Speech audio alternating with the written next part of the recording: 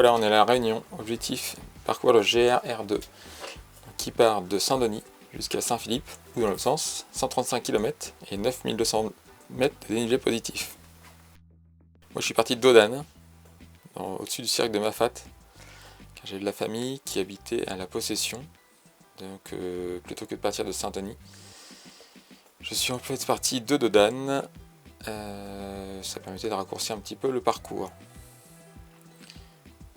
Donc là l'équipement que vous voyez, hein, donc, le couvent, le sac à dos bien plein et des bâtons de trail. Donc là, petite balade dans Dodane avant d'attaquer le chemin. Et oui, effectivement, quand faut y aller, faut y aller. Donc là on est déjà à 900 mètres d'altitude.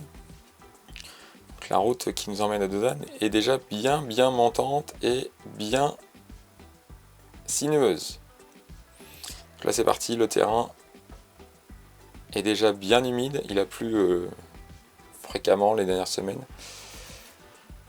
Donc là je suis déjà dans la descente, sachant que il faut éviter de se gameler. Et on a évidemment déjà des beaux paysages. Donc là je suis parti vers 17h30, 18h. Donc là on voit que le soleil se couche à la Possession. Donc il ne va pas tarder à faire nuit. Et donc je suis parti pour un défi, essayer d'atteindre l'autre bout de ce sentier, donc à Saint-Philippe. Au bout de 135 bornes, donc là un petit peu moins, donc ça ferait 120 km. Donc l'objectif étant de le parcourir sans forcément dormir. Et donc là on part sur une première étape entre guillemets à partir de Dodane. Donc là je descends vers le cirque de Mafate.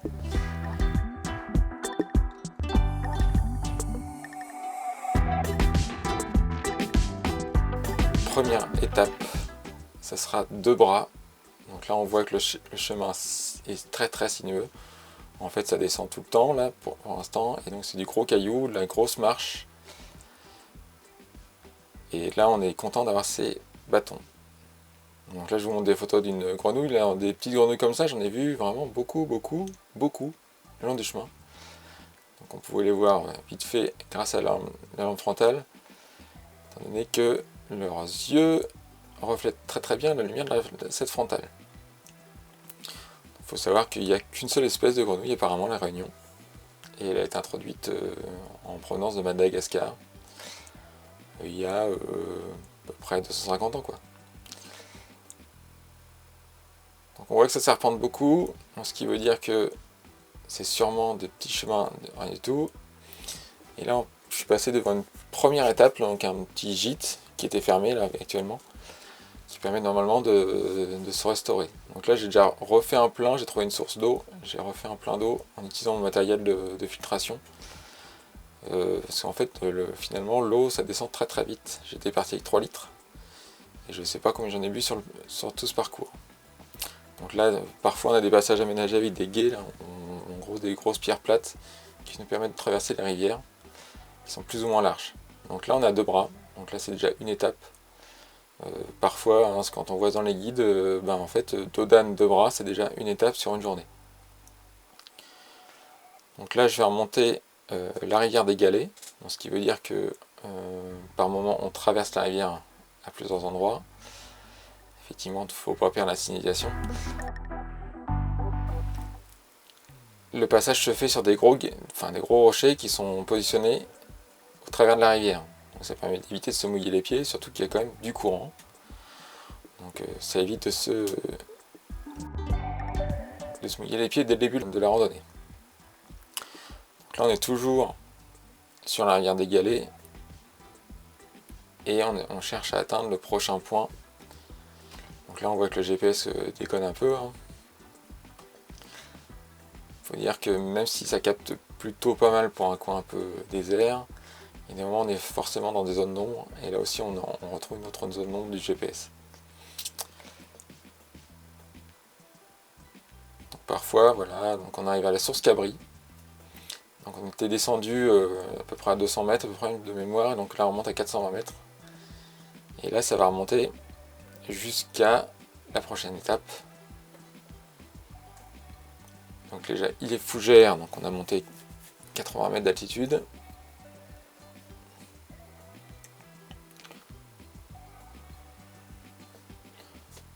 Ensuite on va monter encore jusqu'à la prochaine étape.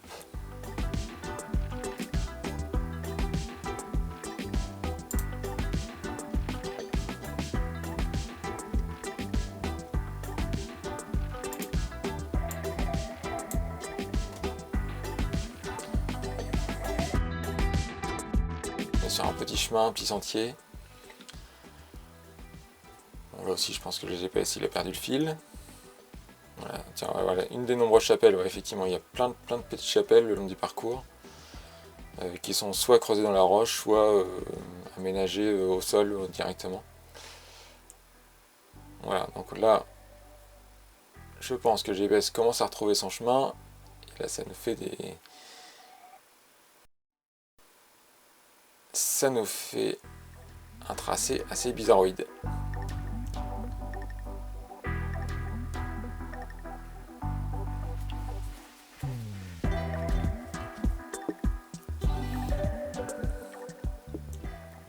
Ce qui fait qu'en retour, j'essaie de voir pour retrouver le kilométrage exact, mais c'est pas forcément facile.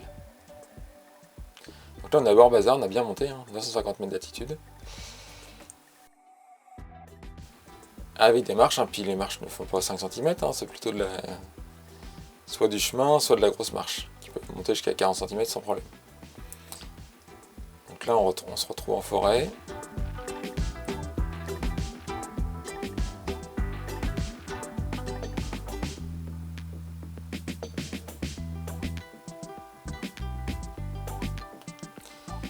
Il est sud, donc là on redescend un petit peu, 700 mètres. Donc voilà les petits îlets, donc là GPS on les choux aussi. Donc les petits îlets, donc ce sont vraiment des petits îlots de civilisation qu'on retrouve un peu partout dans le cirque de Mafat. Donc parfois il n'y a qu'une seule maison, trois maisons.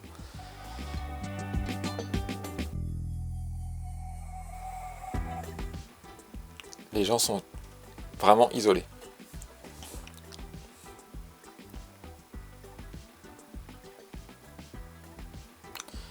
Voilà, donc on passe au-dessus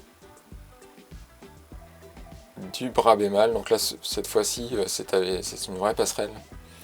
Donc là, une passerelle métallique. Là, on est bien au-dessus du cours de la ravine.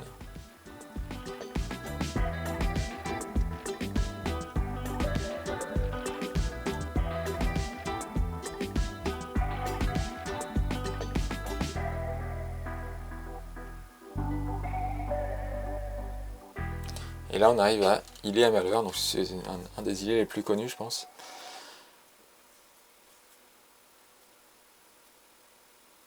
Donc chaque gros îlet comme ça a une école. Donc là on peut passer à côté, donc l'école reste allumée la nuit, c'est bizarre. Comme l'église d'ailleurs, par contre l'église on peut rentrer dedans même en pleine nuit. Donc on peut y faire des offrandes et on peut même trouver des clémentines, enfin des fruits à disposition. Donc voilà, Îlets-à-Malheur s'appelle aussi Îlets-Belou. Et donc il y a deux parties, une partie basse et une partie haute. Donc à 870 mètres pour Îlets-à-Malheur, les hauts.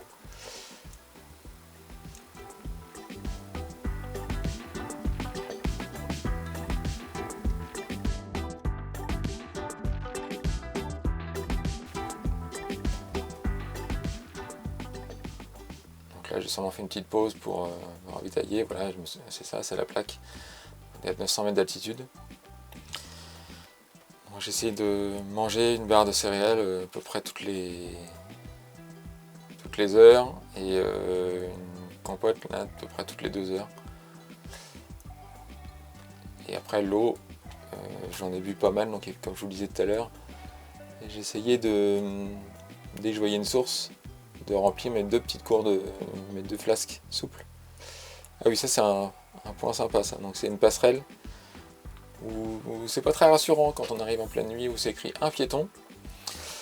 Passerelle en bois type pont de singe où ça bougeote pas mal, donc là en pleine nuit c'est assez impressionnant. Donc là ça remonte.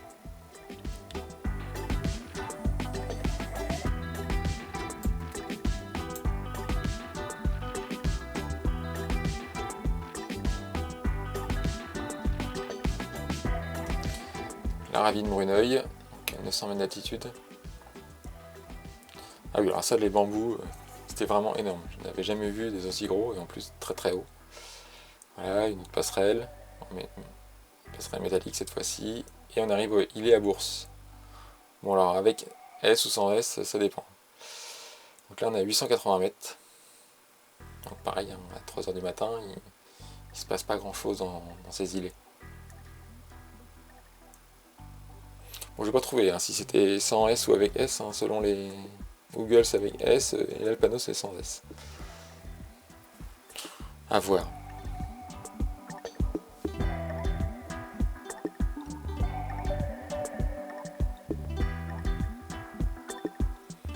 Voilà, donc une autre passerelle. Au-dessus du bras d'Aussy, donc voilà, c'est le terrain est tellement vallonné qu'il y a des ravines partout. Donc parfois, pour aider le cheminement, ils ont ajouté des petites passerelles. Donc là encore une petite chapelle. Ils ont ajouté des passerelles qui permettent de faciliter pour éviter de descendre tout au fond de la ravine.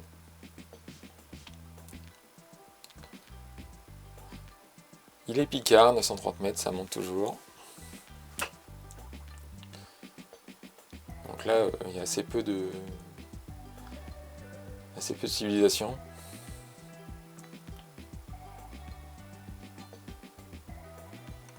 Bon là ça monte. Et on arrive à Grand Place les Hauts. Donc là c'est un des îlets principaux hein, de Moffat je pense. Où il y avait pas mal de gîtes à disposition pour ceux qui voulaient.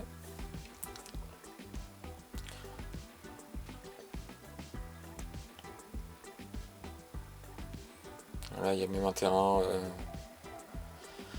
où on peut se poser en hélicoptère.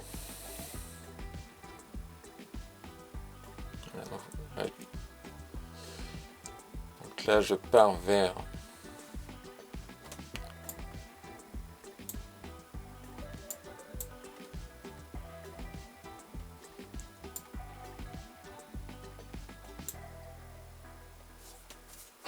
la Roche Ancrée de mémoire, je sais plus.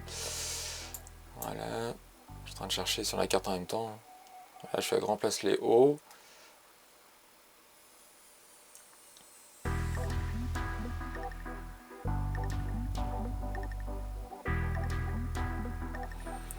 Donc là je suis dans un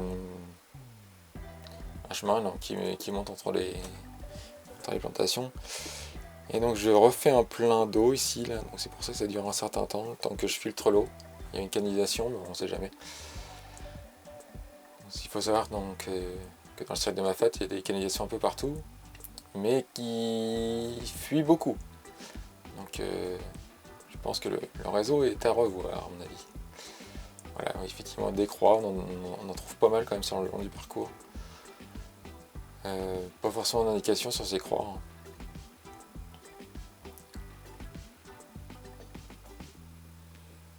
Donc là ça redescend, ça faisait longtemps.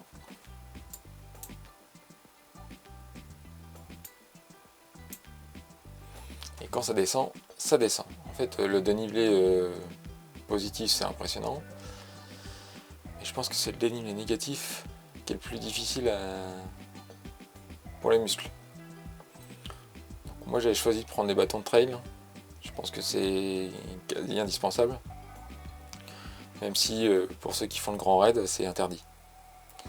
Ah, ça y est, là, on commence à voir la lumière du jour qui arrive, là, 6h du matin.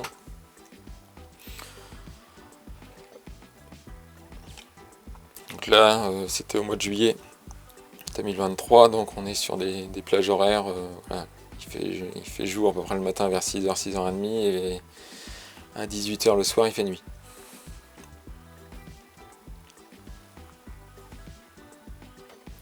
Voilà, j'ai une des fameuses sources, hein, donc on peut s'arrêter, on peut ravitailler directement.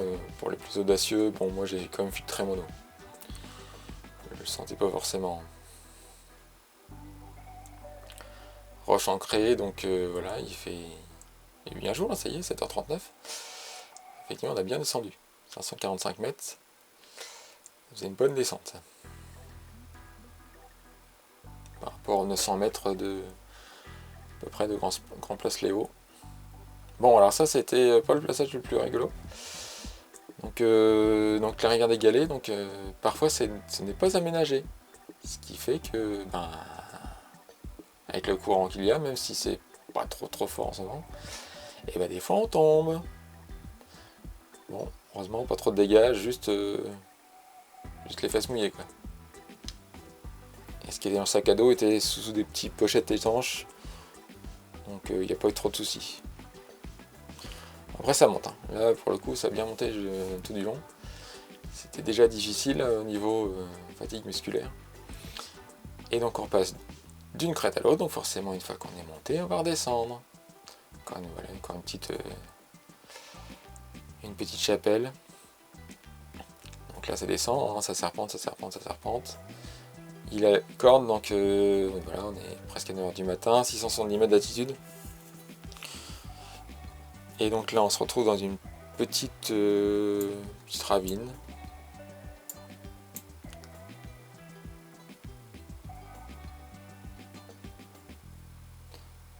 Voilà, un joli passage effectivement là, de mémoire, là, où il y avait des petites cascades avant de remonter. Voilà, là ça va commencer à monter sévère. Là. Donc vraiment la petite cascade était vraiment très pittoresque.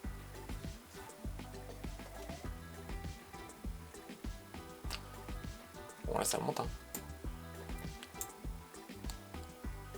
Bon là voilà, c'est le genre de choses qu'on a une fois qu'on arrive sur les hauteurs. Bon là j'ai pas volé, hein, donc je pense que j'ai fait le tour. Voilà, GPS toujours. Voilà, oula. Donc là quand on est sur la crête,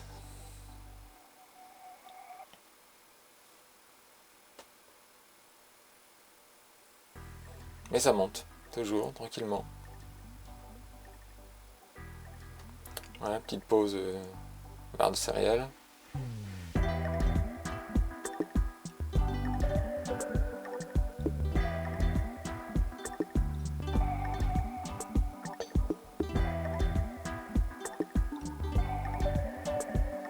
On retrouve un peu la civilisation. Donc là ce sont des maisons vers Roche Plate. Et ça va redescendre forcément.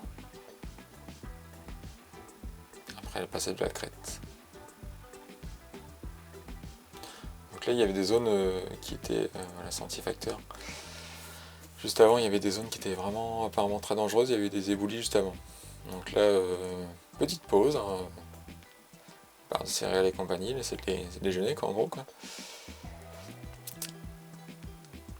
Et donc je monte direction le Bronchard. Et c'est là que je m'aperçois que le Bronchard, pardon. Je m'aperçois que le sentier est fermé. Donc il y a un arrêté préfectoral. Donc il y a eu des éboulements en début 2022, de mémoire je crois. Ou fin 2022, je sais plus. Qui fait que le préfet il a fermé les chemins. Et ça j'ai pas regardé avant de partir. Donc, je suis redescendu. J'ai changé de programme. Et donc je devais aller à Marla, en passant par la Nouvelle, et donc je dis pas je vais aller à Marla, mais en passant par les Trois Roches. Ça semblait plus long, mais potentiellement plus plat.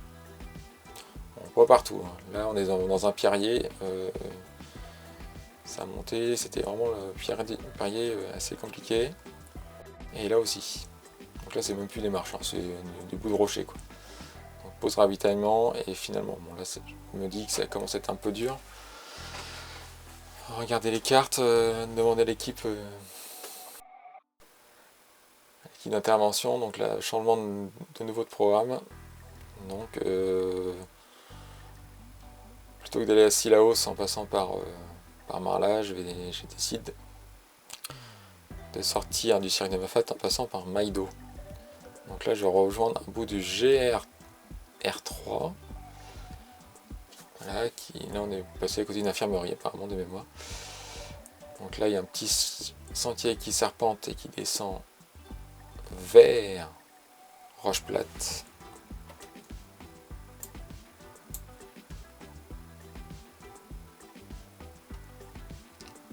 Ouais, c'est encore une pause d'alimentation. Donc là c'était dur. Quand ça descend, c'était pas facile. Les gens mettaient déjà en coton.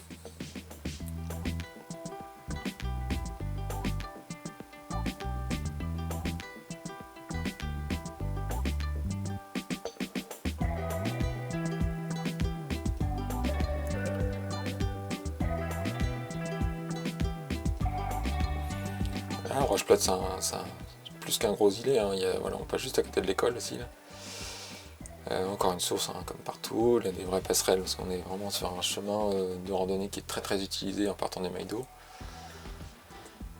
Et là c'est reparti pour la montée, voilà, donc on est à 1100 mètres pour l'instant. Je vais refaire mon plein d'eau parce que je prends une rivière. Enfin une rivière, une petite ravine quoi, un petit ruisseau.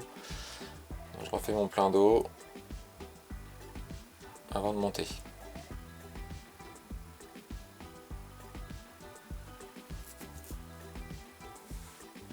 Donc là ça serpente dans la forêt. Hein.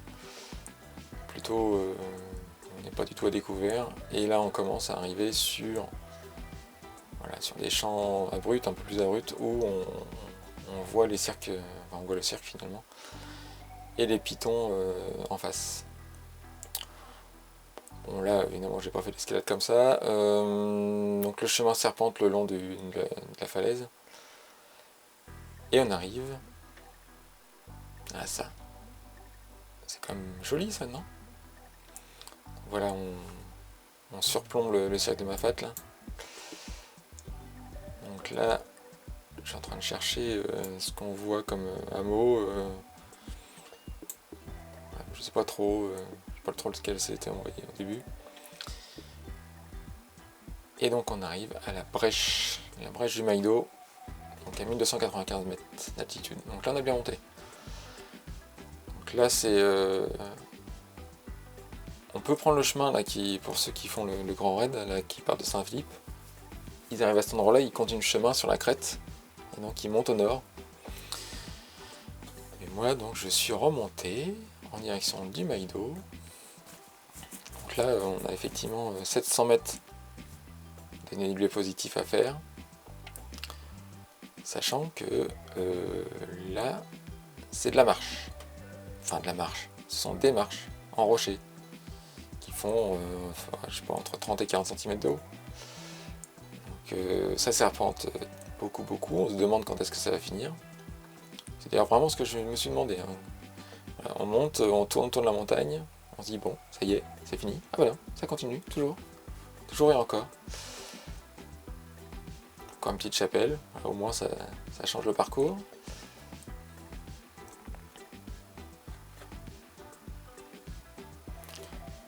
Donc on monte toujours. De toute façon ça va monter pendant longtemps. J'ai dû mettre au moins 3 heures pour monter 5 km quoi.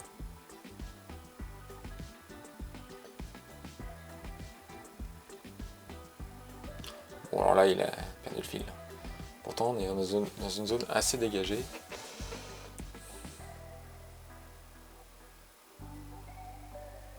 Voilà, ça serpente.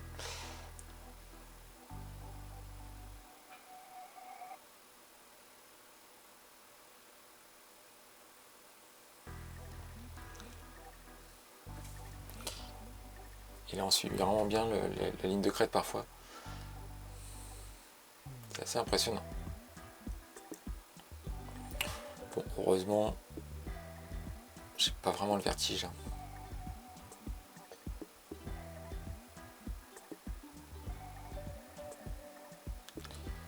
Bon, ça je ne savais pas ce que c'était, donc je suis allé chercher en revenant. Donc voilà, on a un gendarme des parties du peloton de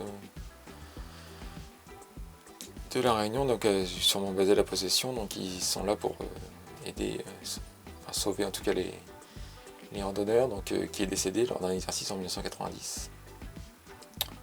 Bon.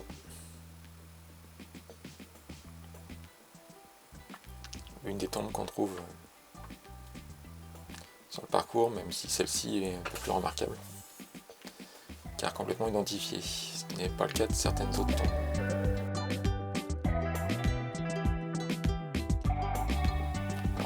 notamment des fois des petits panneaux donc, de disparition de randonneurs, certains qui ont disparu depuis peut-être plusieurs années qu'on n'a jamais retrouvés. Voilà, toujours le dénivelé positif, hein, ça monte toujours. Certaines zones très pentues. Parfois on s'est équipé, donc on a une sorte de main courante, hein, pour mettre la main pour éviter de tomber. Et donc là on arrive enfin en haut du Maido, à 2000 mètres d'altitude. Bon, pas de chance, hein, il était déjà presque 18h et les nuages sont là, hein. Dès 15h il y a des nuages. 2025 mètres, 18h16. Donc là on est en haut du sentier de Roche Plate. Donc il y a deux parties, hein, pour Maldo, il y a cette partie-ci et puis on peut aller jusqu'au Belvédère qui est un peu plus haut. Bon, sachant qu'on devait venir me chercher, voilà, donc 24 heures d'effort, donc j'ai eu le temps de prendre ce coucher de soleil au-dessus de la possession de Saint-Paul. Et bien là en fait la descente elle était un peu casse-binette, c'était du rocher, donc il faisait nuit avec la fatigue en plus. Et donc voilà, on arrive à la fin au niveau du parking de la route du Maido. Et là j'attendais qu'on vienne me chercher un certain temps. Donc au niveau du matériel, j'avais mes chaussures de trail Decathlon, donc des Kiprop TR que j'ai depuis plusieurs années, qui n'étaient pas très usées, hein, donc je m'en suis pas beaucoup servi, et en fait c'est des vrais chaussons, donc on est hyper confort. J'ai vraiment pas eu mal aux pieds, j'avais juste prévu du pansement anti-ampoule avant de partir. Sur le dessus de haut de pied, sur le côté et à l'arrière du pied. Aucun souci. Vraiment c'est pas ça qui m'a gêné. Des petites chaussettes de trail, hein, donc voilà, jaune fluo, donc très courte, pareil très confort.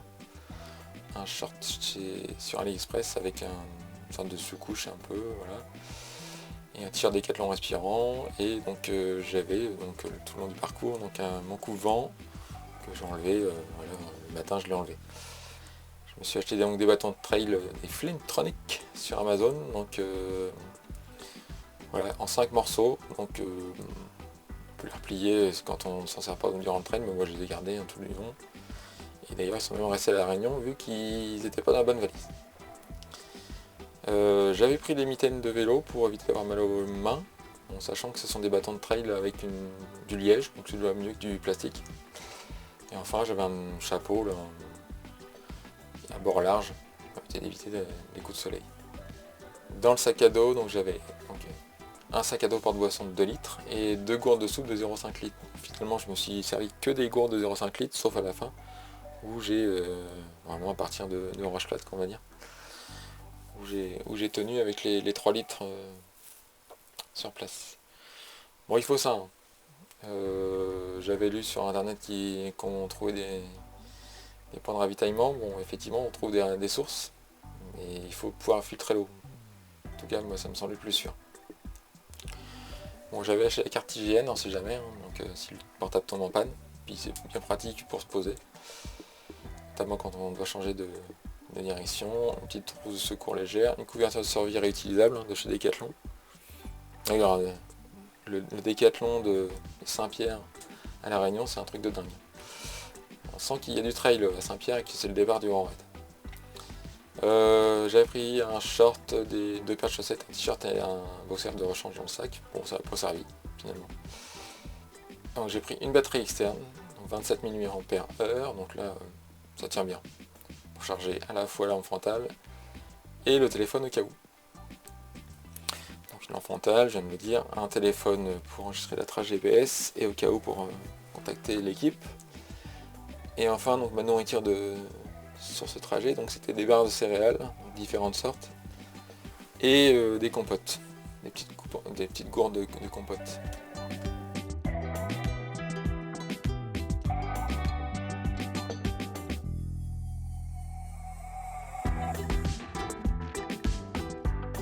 Et donc pour conclure, donc, je n'ai fait que à peu près 40 km de ce parcours en 24 heures, sachant que le parcours en fait 135, mais moi c'était pas possible physiquement je pense d'aller jusqu'à Saint-Philippe. Mais donc il y a des fadins, des extraterrestres qui font les 165 km, donc les 10 000 mètres de dénivelé positif. Bon, j'en ai fait 4000, hein, c'est déjà pas mal, 4400. Qui font 10 000 mètres de dénivelé positif en 23h30 à peu près. Voilà, donc, même 66 heures, hein, donc, quand on fait le grand raid, c'est 66 heures en maximum. C'est déjà difficile. Bon voilà, merci d'avoir regardé. En tout cas, c'était une bonne aventure. Ceux qui veulent se lancer, n'hésitez pas. Ça vous fera des souvenirs mémorables. Et qui sait, un jour, si je retourne à La Réunion, je ferai peut-être la suite. Allez, salut, à plus.